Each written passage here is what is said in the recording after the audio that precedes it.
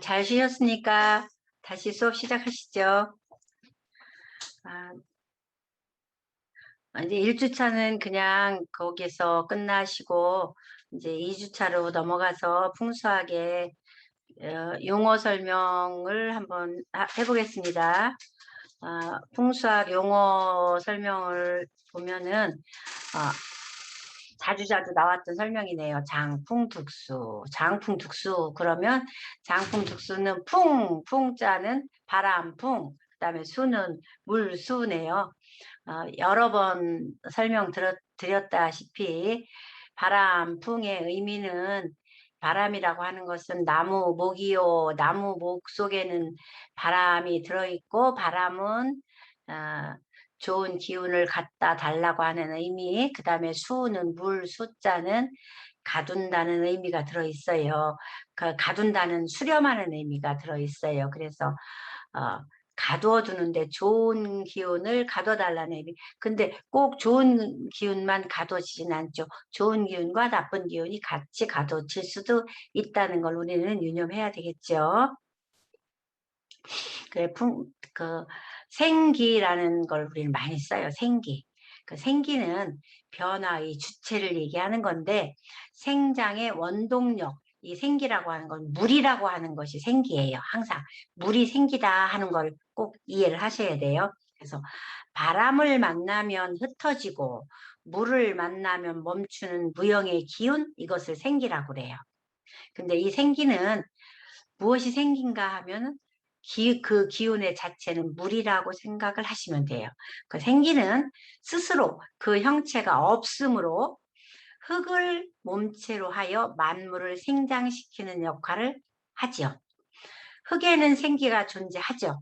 흙에는 생기가 존재해요. 그래서 어떤 흙에는 시커멓게 흙이 썩은 흙이 있어요. 그리고 어떤 흙은 살아있는 생기가 있는 흙이 있어요. 또 어떤 흙에는 오색토가 들어있는 오색 찬란한 그런 생기가 아주 가득한 흙이 있어요. 그래서 그 오래된 부모님이나 할아버지, 할머니 그런 분들 뭐 그 산소를 이렇게 열었을 때 밀레 같은 걸 한다고 열었을 때 보면 흙이 굉장히 좋은 흙이 나올 때가 있어요. 그럼 보면 오색토가 나오는 흙이 있어요. 생기가 아주 많이 가득 찬 흙이라고 볼 수 있어요. 그래서 생기는 아주 가득 차 있는 것은 색의 색깔을 보면 알아요. 아주 황토색으로 갖고 있는, 그래서 보면 뭐 고구마밭 같은 것도 보면 황토밭에서 나오는 고구마가 맛있는 고구마라고 하잖아요. 그래서 그 황토흙도 좋은 흙이라고도 볼 수 있고, 그 흙의 색깔만 봐도 생기가 들어있다, 안 들어있다 알 수 있어요. 그러나 또 색의 색깔만 갖고 좋다, 나쁘다도 구분을 할 수 있지만 그 흙이 그 흙 속에 어떠한 그 광물질이 들어있어서 그 광물질의 그거에 따라서 또, 관계되는 그 존재의 값어치로도 그게 또 크게 존재가 될 수도 있어요. 왜냐하면 흙을 떠나서 그거 이제 광물질로 넘어가기도 하잖아요. 흙이 너무 까맣게 됐어요. 그래서 이때는 뭐 석탄처럼 됐을 때 까맣다고 해서 나쁜 흙이 흙으로 값어치는 안 되지만 광물이 될 수도 있거든요. 그래서 흙의 값어치는 뛰어넘을 때가 넘어버릴 때가 있기도 하잖아요. 그래서 흙으로는 나빠지지만 그게 이제 광물로 변하기도 하니까 그때는 이제 변한다고 보여지겠죠. 생기는 물의 어머니예요. 그래서 항상 물은 어디서 나오냐? 흙에서 나오는 건 아니죠. 물은 돌 틈에서 나온다고 해요. 금생수? 금생수예요. 목생화, 화생토, 토생금, 금생수, 수생목이거든요. 그래서 오행의 상생의 순서는 목생화, 화생토, 토생금, 금생수거든요. 그래서 토생금 하는 거예요. 토생금. 토는 금을 생해줘요. 그리고 수는 토생금을 해요. 그래서 생기는 물의 어머니다 이렇게 얘기를 해요. 그래서 생기가 있는 곳에는 항상 물이 있다. 그런데 왜 물을 사람이 산소를 팠을 때 그 속에 물이 가득 차 있는 물은 좋은 흙이 아니라고 얘기를 하느냐. 물이 흐르는 곳에는 잘 썩게 되죠. 그게 잘 썩지를 않게 되죠. 왜냐하면 그 물이 있으면 뭐든지 살게 됐거든요. 그 속에는. 그래서 살아있으면 안 돼요. 썩어야 할 물체는 빨리빨리 썩어줘야 돼요. 그래서 음식물이 썩어야 된다. 그럴 때는 썩어야 되죠. 번식이 되고 이럴 때는 쌀이다. 만약에 그러면 우리는 쌀은 어때야 돼요? 건조가 돼야 되잖아요. 그런데 쌀에 습기가 생겼다. 그러면 그때는 쌀의 값어치가 좀 떨어지죠. 곰팡이가 나고 벌레가 생기는 거죠.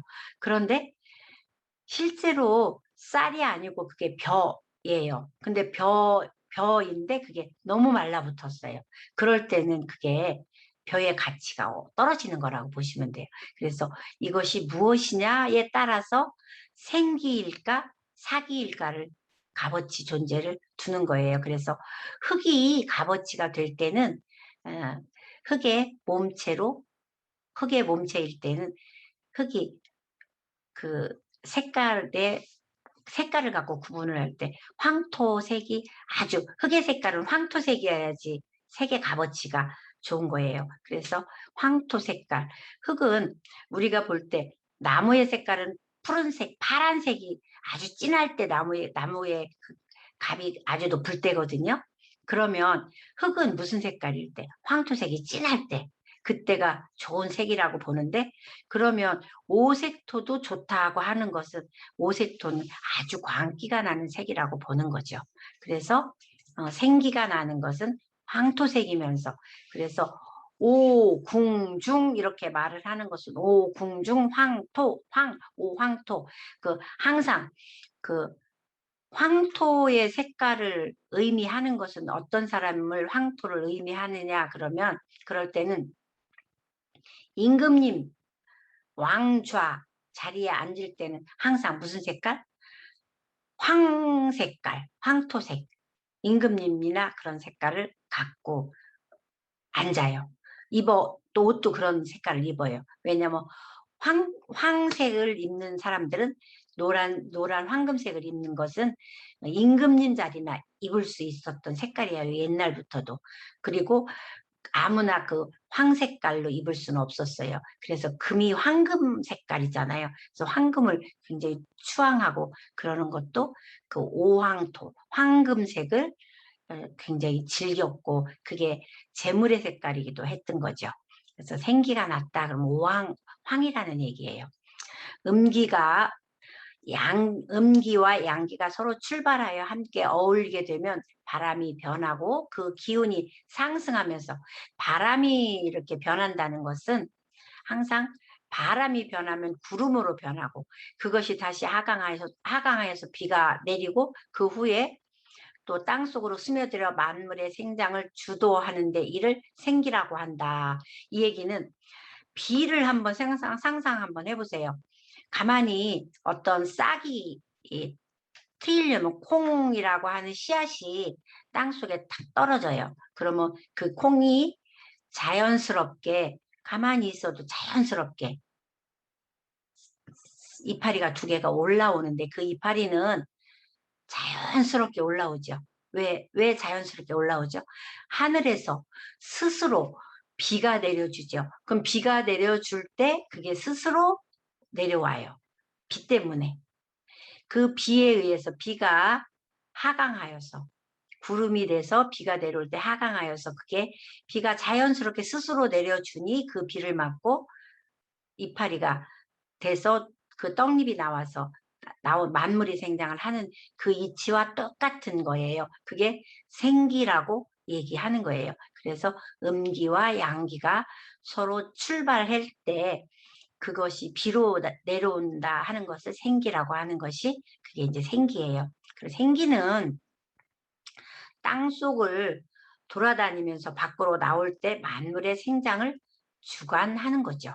그래서 만물을 주관하는 거고 그다음에 물과 바람 등과 함께 이루어진 외기가 둘러싸인 곳, 즉 바람을 장풍이라고 하죠.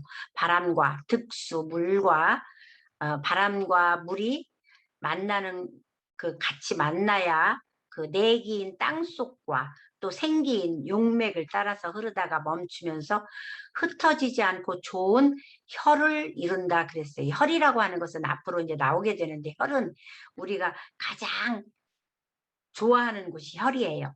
사람이 묻히게 되면 묻히게 되면 그 묻히는 장소, 제일 그곳을 혈이라고 하고 우리가 그 집을 짓게 돼도 가장 주체가 되는 곳을 혈이라고 그래요. 사람이 맨날 얘기하는 곳이 제일 주춧돌, 주가 되는 곳을 혈이라고 하는 얘기가 그 혈이라고 하는 곳이에요.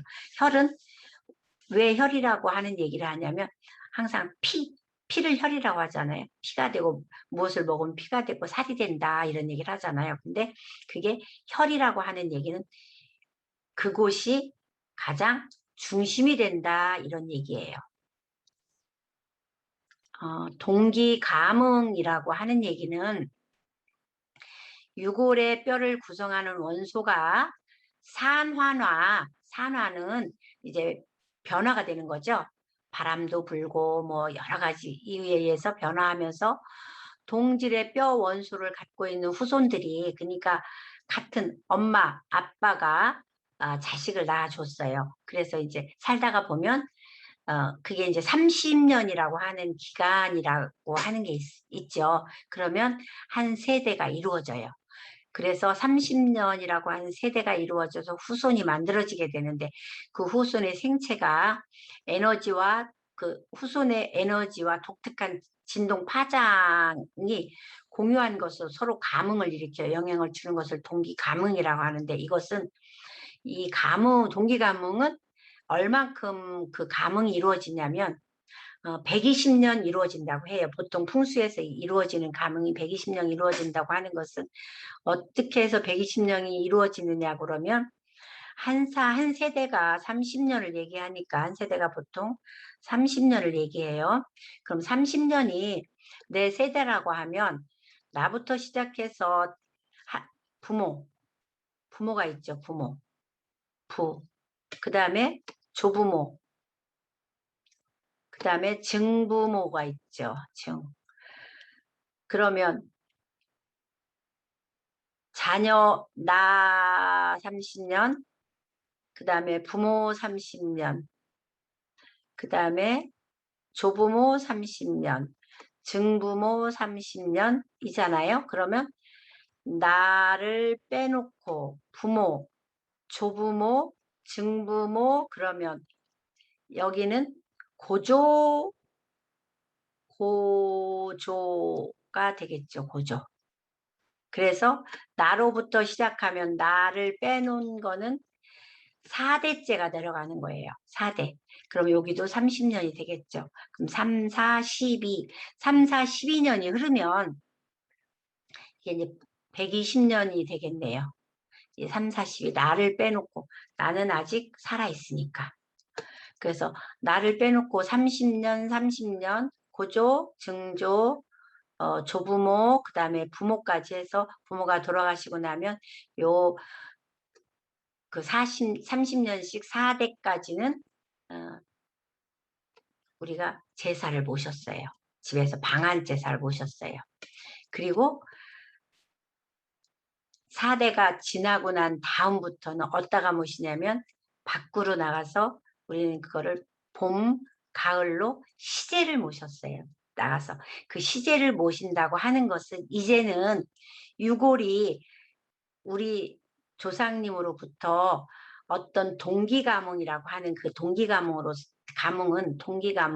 받지 않는다라는 의미도 있어요. 그래서 조부모, 증조부모, 그 다음에 나한테 오는 부모로부터 그 다음에 그 다음에 증조, 고조 이렇게까지는 나한테 그 동기감흥이 오는데 그 나머지 120년 후에는 어떠한 역할도 오지 않는다는 그런 게 있어요. 그 동기감흥이라는 것은. 그래서 진열에는 생기가 모여 있다가 유골에 흡수되므로 부식된 백골이라고 하여도 다시 회복되어 환골이 되어 오래도록 부식되지 않고 그 영향이 미친다 하는 그 내용이 바로 이 얘기예요.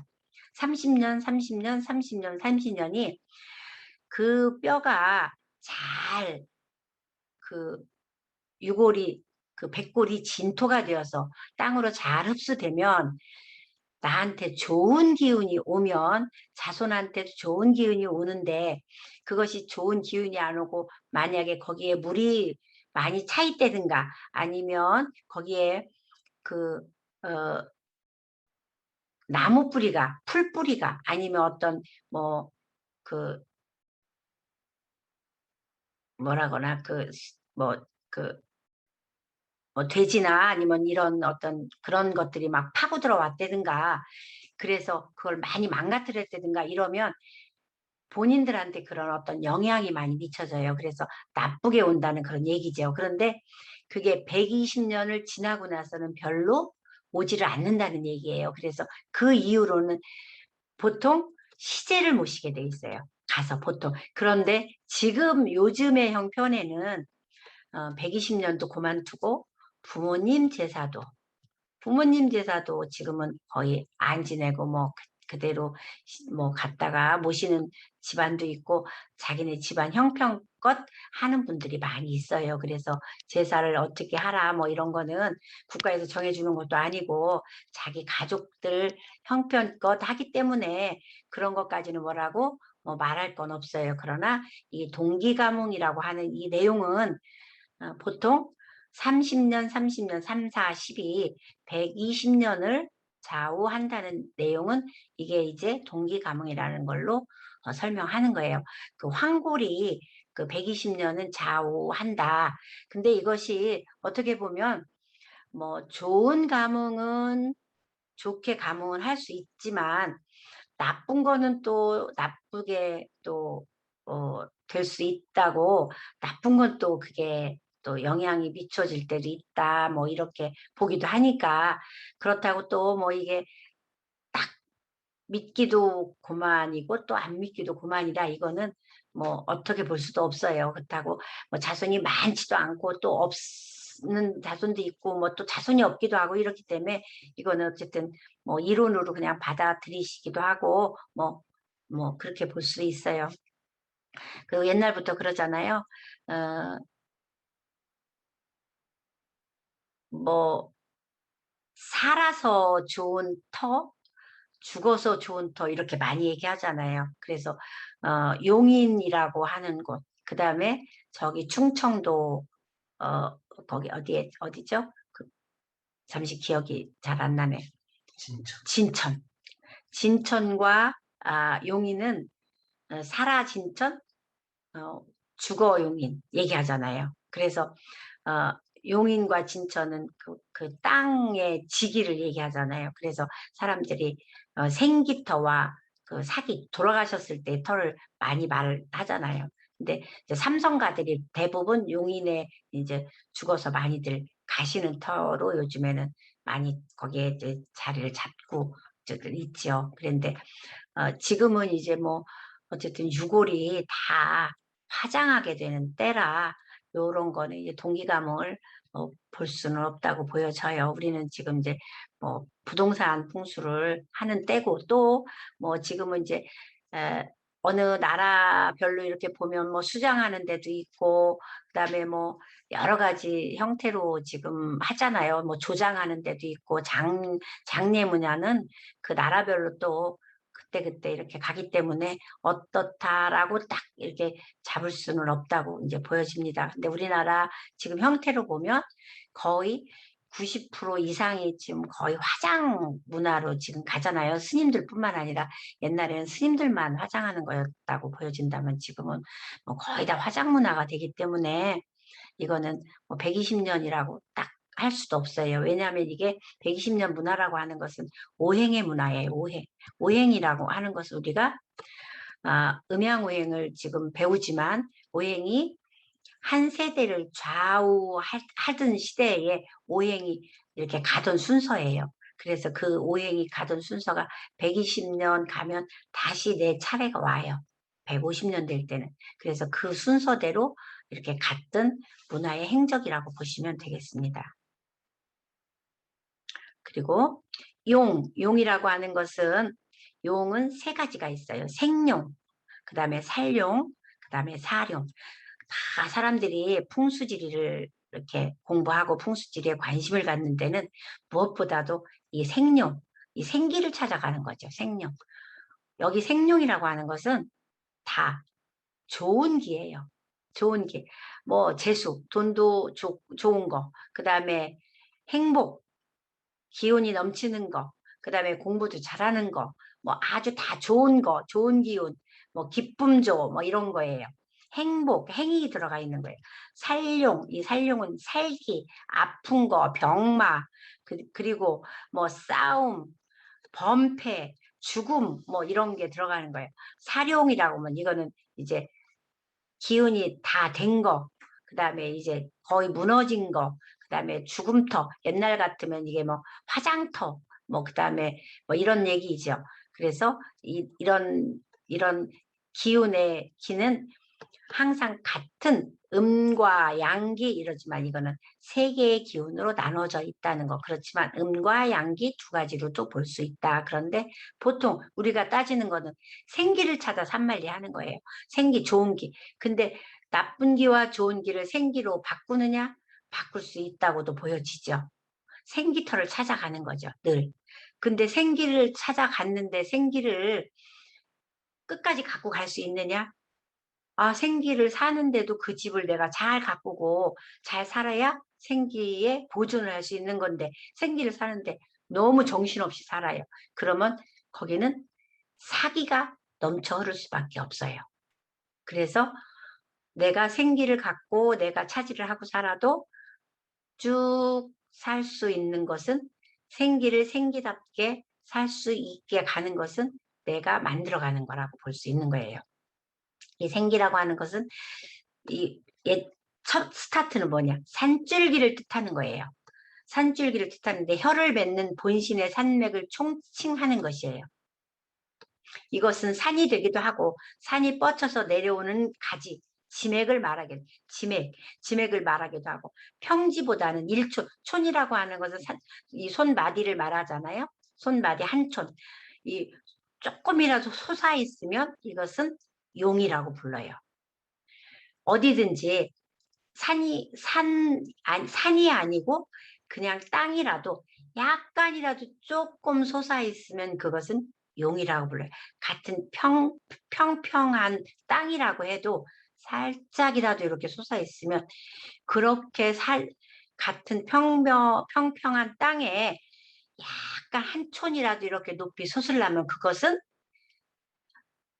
엉박 몇 겁의 시간이 흘러야 그게 솟아오를 수가 있어요. 왜냐하면 땅이 그만큼 만들어지기까지는 사람이라든가 동식물이라든가 모든 것이 다 썩어서 져서 그게 땅이 되는 건데 그만큼 만들어질 때는 얼마만큼의 그 세월이 흘러야 이만큼 솟아나는 땅이 되겠습니까? 그래서 이 용이 만들어진다는 것은 대단한 거거든요. 그래서 조금이라도 솟아난 것은 다 용으로 봅니다. 그래서 용론, 즉 간용법이란 산줄기가 잘 만들어져 있는지 생기가 가득한지 보는 것을 간용법이라고 말하는 거예요.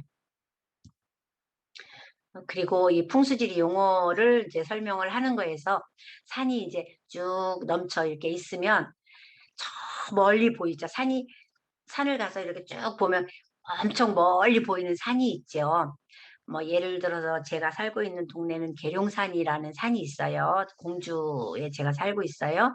그럼 계룡산이 저 멀리에 보여요. 그걸 나는 계룡산 사람 밑에 살고 있습니다. 이렇게 얘기를 해요. 그러면 계룡산을 태조산으로 볼 수 있어요. 왜냐하면 그 산이 주산이거든요. 저 멀리 보여요. 그런데 우리나라의 태조산이다 그러면 그 산은 국가를 대표하는 산이에요. 그러면 세계를 대표하는 산이 또 있어요. 세계를 대표하는 사람, 세계 제일 높은 산을 찾아서 산만리하는 사람들 있잖아요. 등산 산악하는 사람들이 맨날 거기 가서 죽기도 하고 맨날 가서 하는 에베레스트 정복한다고 하잖아요. 그게 세계를 정복하는 주사는 세계의 주사는 에베레스트예요. 근데 그 에베레스트 세계라고 얘기하는 건 태조사는 에베레스트를 지칭하는 거예요. 그러니까 항상 가장 높은 산을 지칭하는 것은 태조산을 얘기하는 거예요. 근데 내가 소속하고 있는 데서 가장 멀리 있는 산을 얘기하는 거예요. 그래서 내가 소속하고 있는 데서 멀리 이렇게 바라다보고 있는 산을 얘기할 때 그것을 일컬어서 말하는 것을 그걸 주룡이라고도 얘기하고, 그 산이 처음에 생긴 발원지, 뭐 국가 또는 도, 이 도에서 만약에 서울의 주산이다 그러면 삼각산 이렇게 얘기할 수 있겠죠. 이 삼각산 밑에 이렇게 내려와서 청와대를 이게 주축이 돼서 내려왔으니까 그게 이제 태조산으로 볼 수 있겠죠. 그래서 어떤 대표를 하는 그 도시에 그 산이 있어요. 그럼 계룡산 공주의 뭐 주축이 되는 산이다 그러면 그게 이제 뭐 계룡산. 전라도의 주축이 되는 산이다 그럼 어디겠어요? 전라도. 각 도마다 주축이 되는 산이 있어요. 근데 우리나라의 주축이 되는 산이다 그러면 우리나라 그러면 선생님들이 어디가 주축이 되는 산으로 생각하실까요? 백두산? 아닙니다. 태백산이에요. 태자라고 하는 것은 처음 태자를 쓰는 거거든요. 백자는 흰 백자를 쓰지만 태자는 처음 태자를 써요. 처음 태자가 들어가는 태백산이에요. 그래서 우리나라를 주축으로 처음 이룬 산은 태조산은 태백산이에요. 우리나라를 주축으로 이루는 산은. 그래서 대한민국의 태조산 그러면 태백산이에요. 그래서 10월 3일 개천절 날, 10월 3일이 우리나라가 탄생된 날이라고 보통 알고 다들 있잖아요. 10월 3일 개천절 날 나라가 만들어져서 개천절 행사를 어디에서 하느냐? 왜 태조산에서 행사를 하게 되겠죠. 그 어디서 하느냐? 당연히 태백산에서 행사를 하게 합니다. 태백산 그 정상에서 태백산 행사를 하는 게 그 태조산에서 합니다. 그래서 태백산이 우리나라의 발원지인 태조산이라고 보시면 됩니다. 그러면 중조산이라고 하는 것은 개장이라고 하고 박환이라고 하고 천심 이런 등과 같은 변화를 하는 산이거든요. 그러면 태조산을 밑으로 해서 시군구를 대표하는 산이니까 우리나라에는 뭐가 있어요? 8개, 8도가 있으니까 8개를 대표한다 이렇게 보시면 되겠어요. 그런 식으로 이렇게 내려가시면 됩니다. 그 다음에 소조산 그러면 증조산에서 행룡하면서, 행이라고 하는 것은 이렇게 발맞춰 간다. 용이라고 하는 것은 우리는 용을 굉장히 좋아하죠. 용은 임금님 용상이라고 하잖아요. 용상. 행룡하면서 살기가 혈기가 되는 거죠. 그래서 그 증조산에서부터, 증조산이라는 것은 우리가 얘기했듯이 그 증조산은 할아버지, 아버지 다음에 할아버지 다음에 증조잖아요. 우리가 순서대로 가면 그 증조산에서 행룡하면서 살기가 혈기가 되는 그런 산이라고 보시면 돼요. 근데 우리가 지금 선생님들이 이제 부동산학을 하면서 풍수를 상세하게 이렇게 배우시지도 않는데 이게 풍수지리 용어를 막 설명을 들으시려고 하니까 머리가 조금 아프실 수도 있어요. 그러니까 너무 머리 아프게 들으시지 말고 그냥 태조산 정도 딱 하나 알아둬도 그냥 많이 배웠구나 이렇게 들다고 생각하시면 돼요. 왜냐하면 너무 많이 알아서 이렇게 하려면 그것도 좀 머리가 아플 수도 있어요. 그리고 이제 현무봉 그러면 현무라는 얘기를 조금 들어보시기도 했을 거예요. 그 현무 그러면 현무는 뭐 조금 들어보셨을 거예요. 소조산에서 중출맥한 주룡이 탈산한다. 이게 조금 어려운 말은 되죠. 그 현무봉이라는 것은 이거는 조금 이것도 설명하기가 조금 어렵긴 한데요. 아, 요것도 좀 풍수 좀 하신 분한테 설명하기가 그러니까 요것도 좀 맥이 흘러서 하나의 그가 생긴 거다 이런 식으로 좀 들으시면 되고 부모산은 나하고 주산이 되는 산이다. 용이 내룡 이제 바로 앞에 이제 들어왔다 이렇게 보시면 되고 용의 부모 태익 잉육 이거는 이제 가까이 온 산들이에요. 조그맣게 이어진 뭐 산들이고 이제 그런 맥들이 들어온 산이라고 이렇게 생각하시면 되는 이제 산들이에요. 이거는 뭐 굳이 선생님들이 풍수지리에 그 전공을 살리시지 않을 거니까 그냥 이렇게 지나치게 보셔도 이거는 되시는 얘기라고 보시는 거예요. 그리고 혈은 아주 중요한 거죠. 혈은 아까도 제가 잠깐 이렇게 짚어드렸는데 혈은 아주 중요해요. 피가 아주 중요하죠. 그 오죽하면 피를 갖다 혈이라 가장 이 다음 장을 한번 먼저 이렇게 해볼게요. 이게 명당이라고 하는 이게 혈이에요. 이게 가장 가운데 여자로 치면 음부 여자 그림이잖아요. 그 음부 같은 곳이에요. 가장 가운데 자리 이걸 혈이라고 그래요. 여기가 혈자리. 그 혈자리를 갖다가 명당에 이 혈자리 부분을 명당이라 그러거든요. 명당의 앞자리라든가 그 마당, 그 내명당, 외명당이 있는데 그 마당 그 앞자리에 가운데를 딱 혈이라 그래요. 그래서 그 혈은 가장 주축이 되는 곳이라고 이제 보시면 돼요. 그래서 용맥주에서 음양의 조화를 이루며 산수의 생기가 응결된 곳을 말하고 혈은 딱 거기에 멈춰 있는 곳이 응결된 곳인데 뭐가 가장 중요한 것이 응결된 곳이라 내가 거기가 산소 자리를 해도 시신이 묻히는 곳 제일 좋은 곳이죠. 그리고 만약에 부동산 풍수를 해서 그 아파트 풍수 내가 아파트를 들어가는 자리가 돼도 어디가 가장 중요할까요? 밥 먹는 곳이 중요할까요? 앉아서 노는 곳, 쉬는 곳이 중요할까요? 어디가 중요하세요? 선생님들은? 자는 곳이 중요할까요? 본인들이 가장 중요하다고 생각되는 곳은 어디세요? 내 집에 본인들이 가장 편하다고 생각되는 곳. 거실이세요? 그 은결처 혈자리를 둬야 할 곳 어디세요? 부부가 같이 자는 방? 아니면 거실?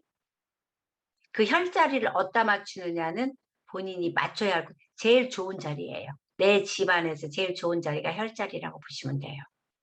그거는 그렇게 맞춰서 집을 딱 잡히는 거예요. 좌향을 잡을 때 그 혈자리를 놓고 잡는 게 가운데다 딱 놓고 그게 혈자리라고 보시면 돼요. 그래서 이 혈은 여러 가지 풍수지리의 용어 설명에서 보면 이런 거 보면 내청룡 뭐 청룡 백호 얘기는 많이 들어보셨죠. 그 좌청룡 우 백호 그 좌청룡 우백호라고 하면서 그걸 내백호도 있고 외백호도 있고 내청룡도 있고 외청룡도 있어요. 안의 청룡 밖의 청룡 이런 쪽으로 이렇게 자리를 이렇게 좋은 자리는 그냥 좋은 샘플이라고 보시면 되겠어요. 이런 좋은 자리 용어 설명을 하니까 좋은 자리로 갖다 샘플로 나왔다 이렇게 보시면 되겠네요. 그리고 사라고 하는 것은 이건 이제 모래사죠. 근데 용혈을 둘러싸고 있는 주위에 나열되어 있는 산 아니면 강 이거를 총칭해서 부르는 걸 사라 그래요. 용, 혈, 사, 수가 이 풍수지리에서는 항상 떠날 수가 없는 거예요. 용, 혈, 사, 수. 그래서 이 사는 용, 혈을 호위하는 호위무사라고 보시면 돼요. 사는 용호를 이렇게 호위하고 있는 호위무사라고 보시면 돼요. 그리고 용호위사, 요도나 천을, 태을 등이 있어요. 근데 이런 거는 선생님들이 이게 처음 들어보는 얘기인데, 이거는 이제 말하자면 우리 이제 별자리의 별칭인데, 이런 얘기는 아, 이제 풍수를 깊이 들어가야 알아들을 수 있는 얘기예요. 그래서 그런 거 그냥 있나 보다 이렇게 들어보셔도 되겠고요. 혈오의사 이것도 똑같아요. 이런 것도 다 그런 얘기예요. 우각사, 의사, 뭐 산익사, 뭐이 사신사는 청룡백호 이런 사신사를 가리키는 거예요. 그리고 나머지도 다 선생님들이 들으면 조금 이 수구사라고 하는 거는 조금 이제 좀 말이 좀 들어올 거예요. 왜냐면 물이 빠져나가는 그런 길이에요. 물이 어디로 빠지냐에 따라서 그 집이 돈줄이 좋아진다, 나빠진다 하는 얘기가 이제 여기에서 나오는 거예요. 그리고 나머지는 그냥 선생님들이 지나쳐서 들어가도 될 만한 얘기들이네요. 그리고 수, 많이 들어봤죠? 수는 물이에요. 물. 물은 혀를 빙빙 둘러 감싸며 보호하고 있는 주변의 물을 말한다. 즉, 용이 물을 만나 멈추는 곳이 혈이 생기는 곳이에요. 그럼 물이라고 하는 것은 굉장히 중요한 것이죠. 물이 없으면 사람이 살 수 없어요. 물을 주변에 물이 있어야 사람이 모여지죠. 서울에 왜 사람이 많이 살게 됐는지 아시죠? 왜냐하면 한강이라고 하는 것이 서울에 강줄기가 크게 있기 때문에 사람들이 가장 많이 지금 모여 살게 되잖아요. 한강이라고 하는 아주 도도하게 강이 길게 아주 모여 있잖아요. 한강이 태백에서부터 물이 흘러 내려오기 시작했잖아요. 태백이라고 하는 곳에서 태백에서 검룡소, 태백에 가면 검룡소라고 하는 곳이 있어요. 검룡소에서 북한강이라고 하는 곳이 있어요. 북한강 있죠? 한강이 두 개가 있어요. 그 다음에 또 남한강이라고 하는 곳이 있죠. 우린 알아. 남한강. 이 물이라고 하는 건 굉장히 중요해요. 북한강과 남한강. 이 남한강은 어디에냐면 오대산에서 내려와요. 북한강은 태백 검룡소에서 내려오고요. 태백산에 가면 검룡소라고 하는 데서 이 북한강의 발원지가 검룡소예요. 그러면 딱 그 계곡에 내려오는 이 발원지에서 첫 스타트가 시작이 되는데 이 스타트가 시작이 돼서 어디까지 오느냐? 양수리까지 와요. 양수리. 그럼 양수리로 오면 이 오대산에는 오대산에 월정사가 있죠. 월정사가 있으면 이 오대산에도 월정사 위에 북대가 있는데 서대가 있어. 서대가 있고 동대가 있어요. 여기도 이 북대 위에는 그 진신사리가 모셔져 있어요. 여기 월정사가 있고. 그럼 이 서대에 조그만 절이 있는데 스님 혼자 기거하는 절이 있어요. 여기에 우물이 하나 조그맣게 있어요. 요 우물에서 이렇게 내려와요. 그래서 양수리에서 같이 합수가 돼요. 어떻게? 북한강물하고 남한강물이 같이 이렇게 합수가 됩니다. 그래서 이 합수가 되는 물이 한강으로 흘러 내려와요. 서울의 한강물로 내려와서 이것이 어디로 가느냐 하면은 김포로 흘러가게 돼요. 김포로 흘러가서 김포에서 이제 바다로 인천 앞바다로 흘러 내려가게 되죠. 근데 처음에는 이렇게 작은 물이 흘러가는 이 물이 즉 용이 가는 거예요. 혈이 되는 거죠. 근데 이 용이 혈이 돼서 흘러가는 물이 양수리에서 흘러서 여기서 양수리에서 가면은 이게 두물머리라고 하는 곳이 있어요. 이 두물머리라고 하는 건 양쪽에 물머리가 같이 합쳐져요. 왜냐면 하나는 남한강, 하나는 북한강 머리가 같이 거기서 합수가 돼요. 그래서 두물머리에서 물이 합수가 돼서 하나로 흘러 내려가서 이제 한강이 돼요. 두 강이 한 강이 돼버리는 거예요. 두 물이 한 물이 돼버려요. 그래서 큰 물이 되기 때문에 한 물이 돼버려요. 그래서 한 강이 돼요. 그러니까 서울의 인구가 그만큼 모여지는 거죠. 왜냐하면 물 따라 사람들이 모여지는 거예요. 물이 없는 곳에는 사람이 모여질 수가 없어요. 항상 물 따라 모여지게 돼 있어요. 물은 사람이 사는 근원이에요. 돈의 근원이에요. 사는 인, 사람이 인맥, 그러니까 사람이 산이 잘생기면 그 속에서 인재가 나오고, 물이 잘생기면 내 집에 물터가 잘생기면 거기서 재물이 생기는 거거든요. 그러니까 삼성가에 재물이 생기는 건 물이 좋아서. 그리고 옛날에 정주영신의 물이 엄청났다고 그래요. 정주영신의 그 밖에 우물이 계속 사람들이 물 들어오고 그랬다고 하잖아요. 그 물. 왜냐하면 물이 좋은 집은요, 부자예요.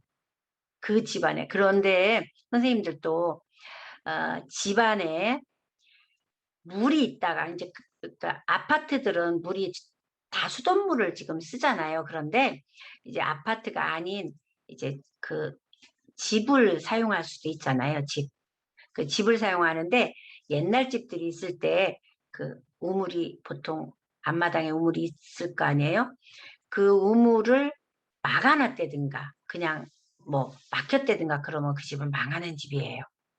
일부러 막았다든가. 왜냐하면 그 물은 맛이 없어서 아니면 그 물이 뭐 이제 못 먹게 돼서 막았다든가. 아무리 못 먹게 돼도 그 물은 막으면 안 돼요.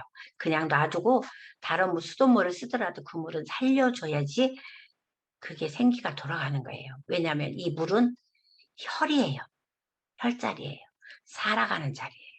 그래서 물은 재물이 되는 거고 혈이 되는 거예요. 그래서 동네에 옛날에 동네 우물이 있었잖아요. 선생님들이 아마 아실 거예요. 어느 동네고 같이 쓰는 공동 우물이 있어요. 그 공동 우물을 막아놨다든가 그러는 동네는 망하게 돼 있어요. 거의. 한번 기억해 보세요. 있는지 없는지. 그런 집이 옆에 있다든가 그러면 그 집은 반드시 망해서 나가게 돼 있는 거예요. 왜냐하면 돈으로, 재물로, 뭐 인재로 망했다는 게 아니죠. 그래서 이거는 물을 말한다는 것은 즉 용이 물을 만나보면 그 혈이 생긴다. 이거는 재물이라고도 하고 이거는 항상 늘 이어지는 거예요. 뭐가 이어진다? 혈을 맺혀준다는 얘기예요. 조금 길어졌나 봐요. 선생님들 얘기를 하다 보니까. 그래서 물은 생기를 뭉치게 하며 재물이 되기도 한다. 사는 인물이다. 수주제록산 주인, 이게 수주제록산 주인, 이게 이제 그 얘기예요. 수는 수가 주인인 거는 제가 록이고 산이 주인이다 이런 얘기예요. 그다음 물과 산은 음양의 관계이다. 물은 만물의 생원 기를 주는 주액이다 이런 얘기예요. 바람은 생기를 흩어지게 하고 물은 모이게 한다. 같은 말이죠. 여태까지 제가 이게 조금 중요한 것 같아서 설명을 좀 많이 드렸어요. 좀 지루한 것 같아도 조금 넘어갈게요. 또 수의 3세. 이 수의 3세라는 것은 득수가 있고 취수가 있고 거수가 있어요. 이 득수, 취수, 거수는 물의 오행을 보고 기륭을 판다는 것을 수세론이고 물의 수는 방향을 보고 기륭을 보는 것을 이 입법론이라고 한다. 이 물은 득수 선생님들이 이 풍수를 이제 배우시려면 조금 그러신데요. 물이 들어오는 방향을 득수처라 그래요. 근데 이게 어떻게 해서 들어오는 방향이 그 방향에 따라서 이제 판단하는 방법이 있거든요. 근데 그 득수처가 어떻게 가야 된다. 뭐 이렇게 흐르고 이렇게 가야 된다. 그러면 그게 이제 갖춰야 된다. 갖추는 물을 얘기하는 거거든요. 뭐 물은 항상 갇혀 있으면 어떻겠습니까? 썩죠. 물은 흘러야지 되죠. 근데 갇혀 있는 곳에서 이렇게 흘러야 되죠. 그래서 어떤 데 절레나 이런 데를 가보면 항상 물이 이렇게 있어요. 여기가 받고 이렇게 흘러내리게끔 만들어 놨어요. 바가지 같은 거 가지고. 계속 물은 흐르게 만들어 놨어요. 왜냐? 그래야지 물이 맑은 물, 생수가 되게 만들죠. 그래서 그 물은 가둬놓는 물은 어때요? 썩게 돼 있어요. 그래서 물은 계속. 근데 물은 수평을 이루게 되는 게 물이에요. 굉장히 수평을 잘 이뤄요. 낮으면 낮을수록 낮은 곳으로 흐르는 게 물이에요. 그래서 물은 잘 생각해 보실 수 있는 게 방법대로 생각을 한번 해보시는 거예요. 물은 굉장히 중요한 거예요. 그 다음에 명당이 있는데요. 명당은 형국, 그 다음에 산도 명당이다. 명당은 혈의 바로 앞마당을 명당이라고 하고 바로 앞마당도 명당이라고 하지만 혈 자리에 이 넓은 자리도 다 명당이라고 합니다. 혈 자리를 명당이라고도 해요. 그 다음에 명당의 두 가지 의미는 넓은 의미는 풍수상 좋은 곳을 또 명당이라고 하기도 해요. 아 저기 참 좋으네. 아 저 넓은 곳이 있네. 그러면 아 저 명당터야 이렇게도 해요. 좁은 의미로는 혈 주위를 명당이라고도 해요. 그래서 이 산소를 딱 썼으면 그 산소 앞마당을 또 명당이라고도 불러요. 운동장처럼. 그래서 그 명당터에서 놀게끔 좀 거기를 이렇게 잔디를 깔아놓고 거기서 산소 가서 이렇게 차례 같은 걸 모시고 거기서 좀 놀고 오자 뭐 이런 얘기하는 것을 명당이라는 얘기로 부르기도 해요. 폐철이죠. 폐철은 무엇을 폐철이라고 하는지 다 이제 느낌으로 아시죠? 폐철은 보통 황제 허원 씨가 이제 중국 얘기죠. 방향을 알기 위해서 지남자가 지남차라고도 하죠. 제작하여 이용한 것이 지남철의 시초가 된 것이죠. 그 후 역학이 주공대라고 하는 것은 어, 주공 주나라 때 발전하였는데 지리법도 그 주나라 때 더 많이 발전이 됐잖아요. 그때 12나반이 제작되었다는 설이 있으며 그때는 이제 설이었어요. 지리가 날로 성행함에 따라서 나경도 수차례에 걸쳐서 제작하고 수정하고 뭐 사용하였다고 한다. 근데 그거를 이제 왜 폐철이라고 하였냐 그러면 옆에다 옆구리에다가 이렇게 차고 다녔대요.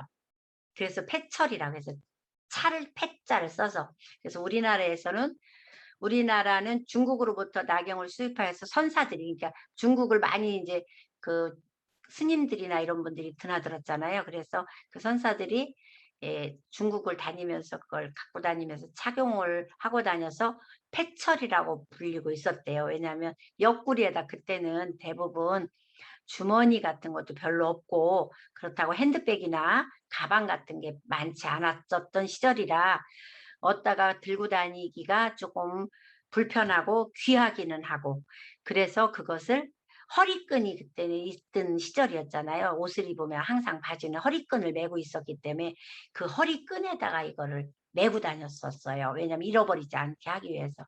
그래서 허리끈에다 맸던 것을 그 끈을 이제 그게 이제 철로 된 거였었잖아요. 이게 그러니까 좌오를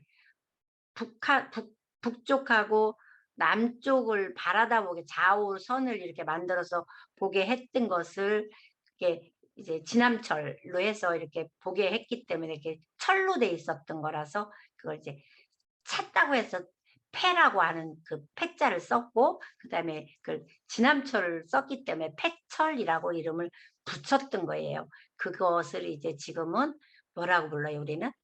그 패철이라는 용어를 지금 이제 뭐 나침판 이렇게 부르죠. 나침판이라고 부르고 지금은 뭐 여러 가지 용도를 많이 부르죠. 나경이라고도 부르고 경반, 나경반, 그다음에 자오, 자오라고 하는 것은 자자는 뭐예요? 북쪽을 얘기하고 오자는 남쪽을 얘기해서 자오반, 그다음에 친반, 친반이라는 것은 그게 금속이라는 얘기거든요. 그리고 풍수나반, 그다음에 패철은 조금 아까 설명했던 그 얘기, 그다음에 윤도도 같은 말이에요. 그림처럼, 그게 그림처럼 이렇게 구성됐다는 얘기예요. 빙글빙글 돌아다니는 그림 같다, 이런 얘기예요. 침석, 그림으로 됐는데 거기에는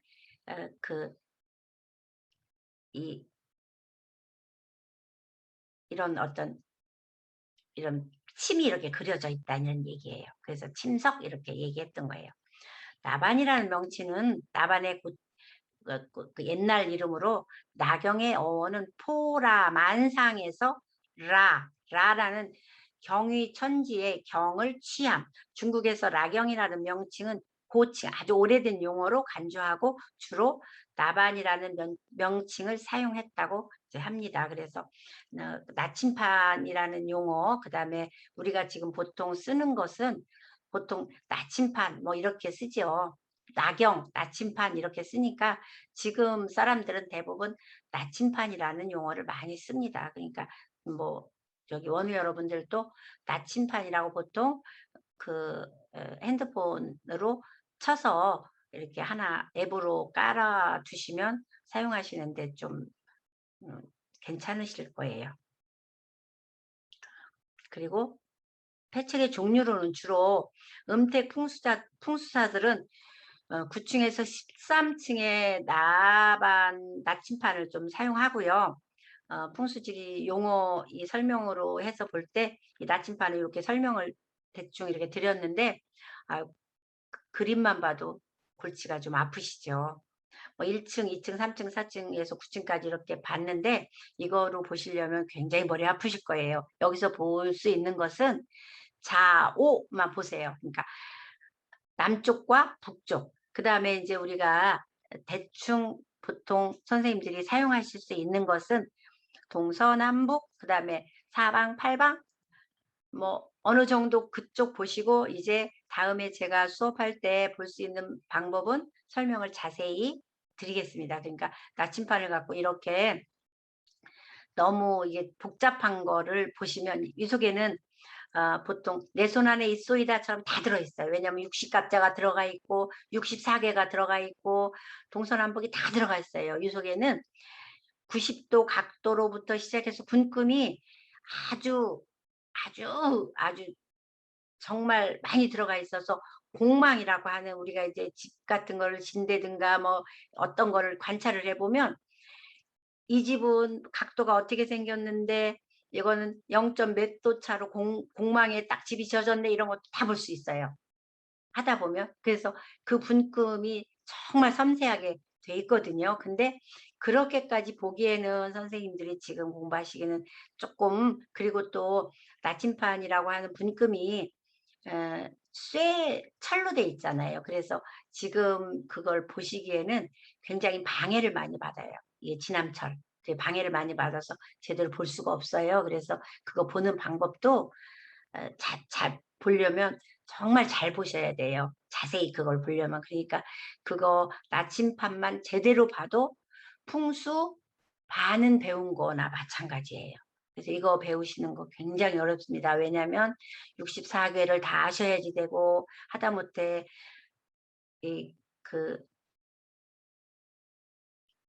하다못해 갑을병정 무기결신 임계 자축이며 진사오미 신유술의 22자라도 어느 정도 알아야지 돼요.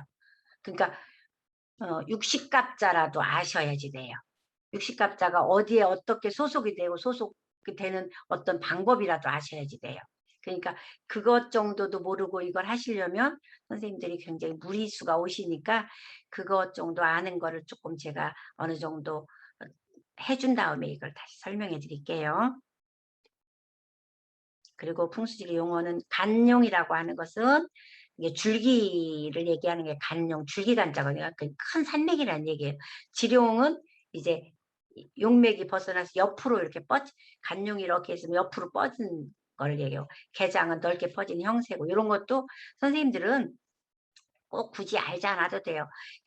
게장 천심이라는 것은, 이거는 우리가 뭔가를 새로 바꾸려고 할 때 다 바꿀 수가 없어서 뚜껑만 열고 새로 개운할 때 쓰는 이런 용어예요. 과엽이라는 것, 봉우리와 봉을 이어주는 가늘고 구불구불한 줄기, 이런 걸 얘기하는 거고요. 그리고 뭐 이런 것도 그냥 한 번씩 쭉 그냥 읽어보세요. 이런 거 뭐 엄청 다 아시려면 굉장히 힘든 얘기예요. 이거 정말 설명하기도 어렵네요. 저도 다 설명하기는 괴혈이라든가 구군, 또 뭐 삼합이라든가 이런 걸 알아야 되는 얘기고, 귀는 진짜 어렵네요. 설명드리기가. 아, 요런 거는 그냥 한번 읽어보세요. 풍수지리로 뭐 이거 다 그러네요. 여기는 이거는 금방 설명드린 거고요. 나머지는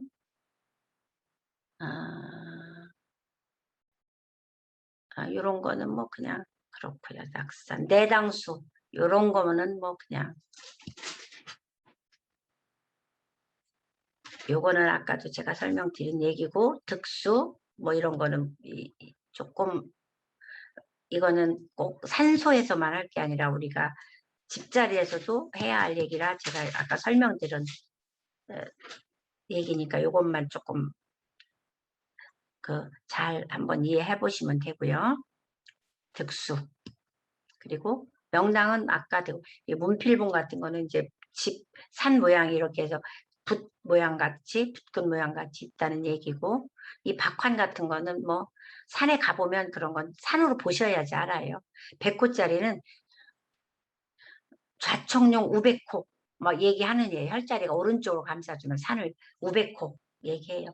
좌쪽에 있는 건 항상 좌청룡이라고 얘기해요. 그리고 우백호라고 말을 하죠. 아까 다 이건 설명 좀 드렸던 얘기인 것 같아요. 혈자리가 둘러싸인 주변을 모든 산들을 사라고 하고, 사신사는 항상 많이 쓰는 얘기들이에요. 좌청룡, 우백호, 남주작, 북현무. 이건 항상 어디 가나 뭐 풍수 용어가 아니더라도 뭐 그냥 많이들 쓰는 얘기다, 이렇게 보시면 되고, 선익, 소수 이런 것도 그냥 한 번씩 읽어보시면 되는 얘기라고. 소조산, 속기 이런 것도 그냥 보시면 돼요. 수구사라든가 안산 이런 거는 이제 그냥 풍수 용어구나 하고 보시면 되는 얘기네요. 아미사 이런 건 이렇게 안산에 보여 눈썹 형태 같다 뭐 이런 거니까, 요런 형태만 되면 굉장히 좋죠. 요런 형태로 되면 진짜 아주 좋은 산이에요. 그런 건 무슨 산내 뭐 형태, 무슨 뭐 그런 형태를 얘기하는 거예요. 요런 거는 이제 산맥이 용과 같은 모습이다. 좋은 거죠.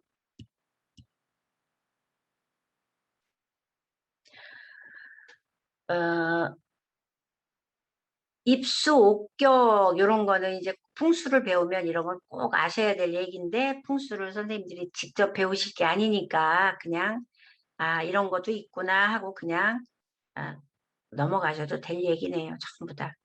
조산, 조종산, 전순, 좌양, 뭐 주산, 주작, 지각 이런 것도 다 그냥 넘어가도 되고요. 천문지호, 청룡 왼쪽으로 산 왼쪽이라고 얘기했죠. 그다음에 태조산 아까 했던 거고, 파구, 이건 파구는 물이 들어와서 나가는 것을 이제 파구라고 그래요. 어느 쪽으로 물이 나가느냐에 따라서 이거는 굉장히 꼭 산으로만 볼 게 아니라, 이건 집자리에 물 파구는 항상 내 집이 어디 쪽으로, 아파트를 살아도 마찬가지예요. 이거는 한번 꼭 깊이 보셔도 돼요. 항상 돈이 이쪽으로 흐르고 나가고 이 제국이거든요. 그래서 이거는 항상 눈 여겨서 보실 만한 요 얘기예요. 이건 깊이 보셔도 되는 얘기예요. 요거와 이거는 혈이라고 하는 것은 꼭 와겸, 유겸 뭐 이런 거는 이제 여러 가지 혈의 형태라고 보시면 되는데, 이거는 눈으로 보시기에 여러 번을 봐야 알 수 있는 얘기니까 그냥 혈에 대한 거에만 하나 보시면 그냥 되겠습니다. 혈장도 뭐 이런 거가 있구나 이렇게 하시고 이것도 마찬가지예요. 이렇게 풍수리 용어를 용어 설명은 이것으로 그냥 대충 이렇게 설명이 된 걸로 그냥 보시면 되겠네요.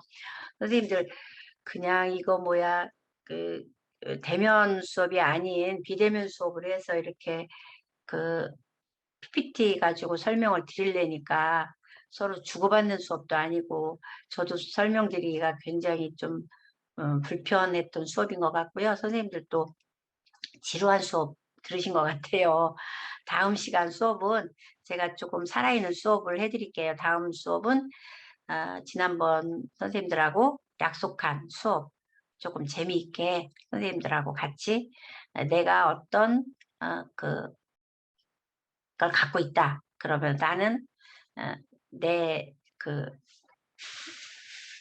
생년이 어떤 생년인데 이렇게 갖고 있다. 이걸 딱 갖고 오시면 나는 동사택명, 나는 서사택명 이렇게 갖고 오시면 그거에 대한 걸 재미있게 해서 그냥 살아있는 수업 해드릴 테니까 다음 주 기대해 주시고요. 오늘은 수업을 이것으로 그냥 마치는 걸로 할게요. 오늘 수업 들으시느라고 고생하셨습니다. 감사합니다.